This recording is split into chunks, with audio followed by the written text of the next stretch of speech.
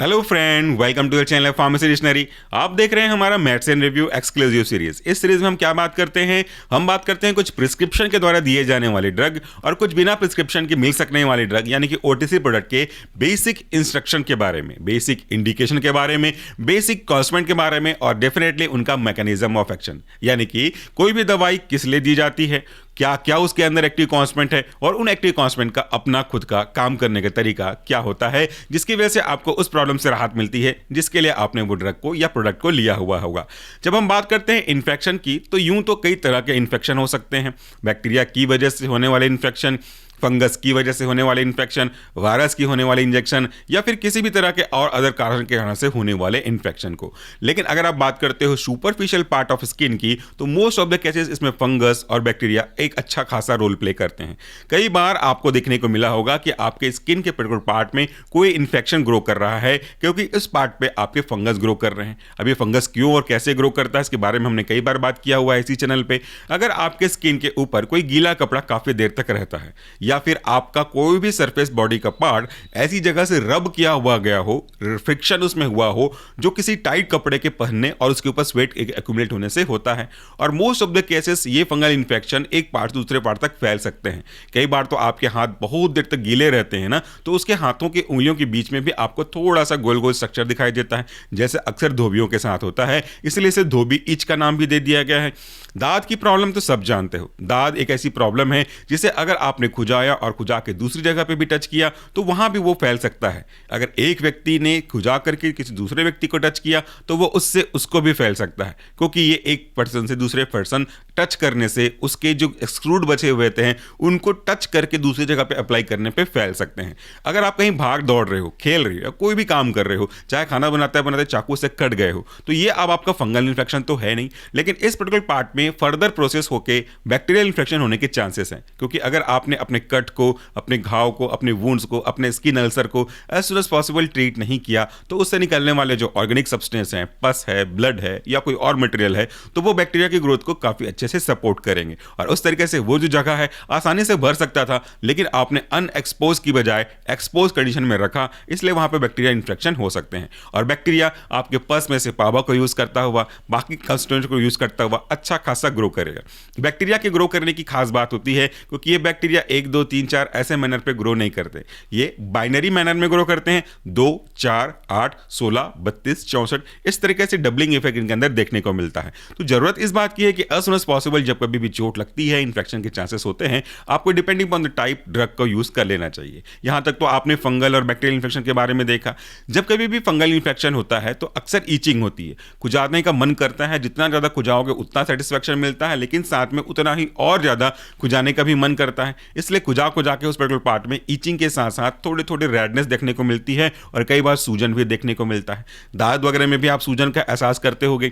तो यहाँ पे स्किन में थोड़ा सा इन्फ्लामेशन हो गया है। इस तरीके से अब आपके सामने मैंने 3 प्रॉब्लम रखी।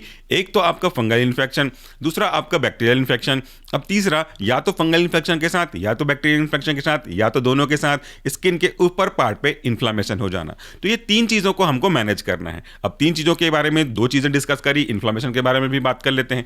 इन्फ्लामेशन एक ऐसा प्रोसेस है जहां पे आपकी बॉडी के पर्टिकुलर पार्ट पे जो इन्फ्लामेटरी मीडिएटर्स हैं लाइक प्रोस्टाग्लैंडिन, ये अपना काम दिखाना शुरू करते हैं। ये प्रोस्टाग्लैंडिन बनता हुआ है कॉक्स 1 और कॉक्स 2 के पाथवे से और फाइनली प्रोस्टाग्लैंडिन पेन या इन्फ्लामेशन के लिए रिस्पॉन्सिबल होता है। अगर आप उस पर्टिकुलर पार्ट को, उस पर्टिकुलर पार्ट के इन्फ्लामेशन से प्रिवेंट करना चाहते हो तो आपको एक ऐसा ड्रग अप्लाई करना पड़ेगा जो थोड़ा सा इन्फ्लामेशन को कम कर सकता है और उस पर्टिकुलर पार्ट में जो इम्यून सिस्टम ओवर एक्टिव हो रहा है, ओवर रिस्पॉन्सिव हो रहा है, इसको टेम्परेली कंट्रोल वे में थोड़ा सा सप्रेस किया जा सके। तो ऐसे तीनों प्रॉब्लम का सॉल्यूशन क्या है? आज का प्रोडक्ट। इतने देर बात करने के बाद मैं आपको बताता हूं कि आखिर मेरे हाथ में आज का प्रोडक्ट है क्या। मेरे हाथ में एक प्रोडक्ट जिसका ब्रांड नेम है डर्मीकेम ओसी प्लस।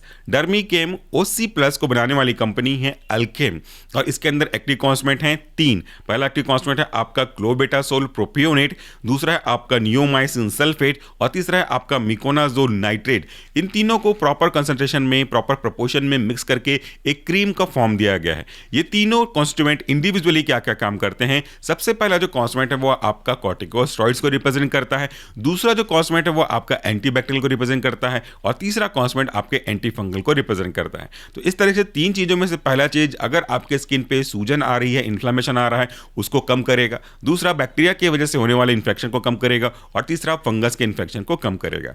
ये हो गया इनका इंडिकेशन, इनका कॉन्स्टिट्यूएंट। अब हम बात कर लेते हैं मैकेनिज्म ऑफ एक्शन। सबसे पहला जो आपका कॉन्स्टिट्यूएंट है वो है क्लोबेटासोल, जो कि बिलोंग करता है कॉर्टिकोस्टेरॉइड्स का। तो ये कॉर्टिकोस्टेरॉइड ऐसे ड्रग होते हैं जिनके पास कई अलग अलग एक्टिविटी होती है। मुख्य रूप से ज्यादा जो हम डिस्कस करते हैं वो तीन एक्टिविटी, पहला होता है एंटी इन्फ्लामेटरी एक्टिविटी, दूसरा होता है आपका इम्यूनोसप्रेसिव एक्टिविटी, और तीसरा होता है एंटी प्रोलिफरेटिव एक्टिविटी। लेकिन यहां पे मैं बात करूंगा थोड़ा सा एंटी इन्फ्लामेटरी और टच करता हुआ आपका एंटी इम्यून सिस्टम यानी कि इम्यूनोसप्रेसेंट एक्टिविटी। जब कभी भी आप किसी पर्टिकुलर पार्ट को बहुत ज्यादा ईच करते हो तो उस पर्टिकुलर पार्ट में इन्फ्लामेशन होने लगती है। इन्फ्लामेशन का पूरा कास्केड होता है, पूरा सीक्वेंस ऑफ सीरीज होता है। तो अल्टीमेटली इन्फ्लामेशन होने के बाद उस जगह पे आपको सूजन नजर आता है। आखिर इन्फ्लामेशन का कारण क्या हुआ? Synthesis of prostaglandin. तो आपका ड्रग है क्लोबेटासोल या कॉर्टिकोस्टेरॉइड्स, किसी इन्फ्लामेटरी मीडिएटर्स को सप्रेस करने का काम करता है। इन्फ्लामेशन की शुरुआत के लिए आपका इम्यून सिस्टम रिस्पॉन्सिबल होता है, ओवर एक्टिव हो जाना इम्यून सिस्टम का वो रिस्पॉन्सिबल होता है। तो अगर आप अपने इम्यून सिस्टम को थोड़ा सा कंट्रोल वे में सप्रेस कर दोगे तो इस होने वाले प्रोग्रेशन को, इम्यून सिस्टम के अगेंस्ट में जो काम कर रहा है आपका ड्रग, उसको अचीव कर सकते हो। और यही आपके क्लोबेटासोल के काम करने का तरीका है। दूसरा जो कॉन्स्टिट्यूएंट है आपका एंटीबैक्टीरियल ड्रग, जिसका एग्जांपल था आपका नियोमाइसिन, वो बैक्टीरिया के ग्रोथ को खत्म करने का काम करता है। अलग अलग एंटीबायोटिक अलग अलग तरीके से अपना काम करते हैं, हालांकि सबके काम करने का मकसद, ऑब्जेक्टिव एक ही होता है कि अप्लाई किए जाने वाले पार्ट से बैक्टीरिया को खत्म कर सकें, लेकिन काम अलग अलग होता है, काम करने का तरीका अलग अलग होता है। Neomycin protein synthesis inhibitor category का ड्रग है, यानी कि जो बैक्टीरिया को सर्वाइव करने के लिए प्रोटीन की आवश्यकता होती है, यह बैक्टीरिया प्रोटीन को अपने बिल्डिंग ब्लॉकिंग के लिए या कोई रिसेप्टर बनाने के लिए या कोई एंजाइम बनाने के लिए या कोई दूसरी एक्टिविटी करने के लिए करता है। अगर ये बैक्टीरिया को प्रोटीन की सप्लाई होती रहे तो बैक्टीरिया सर्वाइव करता जाएगा और ग्रो करता जाएगा, और आप ऐसा तो चाहते नहीं हो। इसलिए आपको बैक्टीरिया के सर्वाइवल के लिए कई अलग अलग चीजों में से एक प्रोटीन के सिंथेसिस को रोकनी पड़ेगी। और जिस तरीके से अगर आप प्रोटीन के सिंथेसिस रोक दोगे तो बैक्टीरिया अपने काम के लिए, अपनी जरूरतों को पूरा करने के लिए जो कि प्रोटीन के ऊपर आधारित है, नहीं यूज कर पाएगा। और इस तरीके से बैक्टीरिया को प्रोटीन नहीं मिलेगा और बैक्टीरिया सर्वाइव नहीं कर पाएगा, और इस तरीके से नियोमाइसिन अपना काम करता है। तीसरा जो कॉन्स्टिट्यूएंट है आपका वह मिकोनाजोल, जो कि एजोल कैटेगरी का एंटी फंगल ड्रग है। एंटी फंगल ड्रग कई अलग अलग तरीके से भी काम करते हैं, जिसमें से इसका तरीका यह है कि वो सेल मेम्ब्रेन के सिंथेसिस को अफेक्ट करता है। फंगस के सेल की जो मेम्ब्रेन है वो उसको बचा के रखने का काम करती है, और सेल मेम्ब्रेन को बनाने का काम करता है आपका एर्गोस्ट्रॉल। ये एर्गोस्ट्रॉल के सिंथेसिस को अगर आप रोक दोगे तो बाहर का जो सेल मेम्ब्रेन है वो पूरी तरह से डैमेज हो जाएगा, और उसके डैमेज होने से फंगस अपने आप को प्रोटेक्ट नहीं कर पाएगा बाहर के फिजिकल या केमिकल इंजरी से, और इस तरीके से फंगस की भी डेथ होने लगेगी। तो ये जो तीन ड्रग हैं अपना अपना काम करते हैं। इन्फ्लामेशन को रोक देता है एक ड्रग, बैक्टीरिया के इन्फेक्शन को रोक देता है, फंगस के इन्फेक्शन को रोक देता है। तो इस तरीके से आपके स्किन में चाहे वो इन्फेक्शन बैक्टीरिया का हो, चाहे वो फंगस का हो, या उन दोनों में से किसी एक की वजह से या दोनों की वजह से इन्फ्लामेशन ऑफ द स्किन हो रहा हो, तो उस प्रॉब्लम को आसानी से मैनेज करने का काम कर सकता है। ये उसके इंडिकेशन के बारे में बात हो गई। अब हम बात कर लेते हैं कि इसको अप्लाई कैसे करना है। कोई सा भी क्रीम अगर आप इस तरह के इन्फेक्शन के लिए यूज करो, जरूरी नहीं कि यही क्रीम आप यूज करोगे, ये एक ब्रांड नेम का सिर्फ एग्जांपल है, डजंट मैटर कि ब्रांड नेम क्या है। तो कोई भी एंटी फंगल, एंटी बैक्टीरियल या एंटी इन्फ्लेमेटरी ड्रग अगर आप अप्लाई करते हो तो तरीका वो होता है कि आप अपने उस पर्टिकुलर पार्ट को अच्छे से क्लीन कर लो। Most of the case anti fungal के केस में, most of the cases anti bacterial के केस में देखने को मिलता है, यह करना पड़ता है। ऐसा क्लीन करने के बाद उस पर्टिकुलर पार्ट को थोड़ा अच्छे से टॉवेल से सुखा लीजिए। याद रखिएगा कि ये टॉवेल किसी और के द्वारा यूज ना किए जाए, ना ही अब आपके यूज करने के बाद कोई और इसे यूज करे। उसके बाद जब पूरा तरह से ड्राई हो जाए, गीला ना रहे, विशेष ध्यान रखिएगा, तो उसके बाद आप इस क्रीम को कितनी सीवियरिटी है, कितने बड़े एरिया में इंफेक्शन फैला हुआ है, उसके अनुसार मात्रा ले लीजिए क्रीम को अपने हथेली पे और उसे अप्लाई कर लीजिए। हल्का हल्का थोड़ा सा ऊपर से नीचे तक दबाने की कोशिश करिएगा। बहुत ज्यादा दबा करके मसाज करने की कोई आवश्यकता नहीं है, लेकिन सिर्फ ऊपर में छोड़ देने से भी नहीं चलेगा। हल्का हल्का आपको डिसअपियर होने तक उसको अप्लाई करना पड़ेगा। इस तरीके से ये जो क्रीम है आपके स्किन के अंदर पेनिट्रेट करके इन्फेक्शन को कॉज करने वाले एजेंट को खत्म करेगा।